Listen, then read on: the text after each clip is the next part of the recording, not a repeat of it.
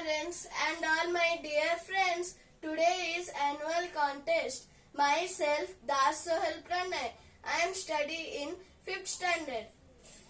Today I would like to speak a few words about nature. Nature is a beautiful environment. Nature is the beautiful creation of God. It is precious gift to all of us living on earth.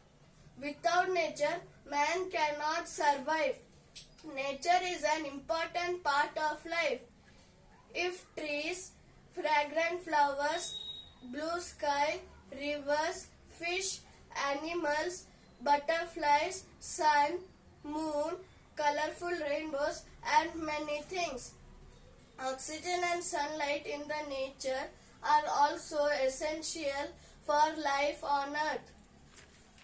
We should take care of nature by protecting it from pollution. Thank you for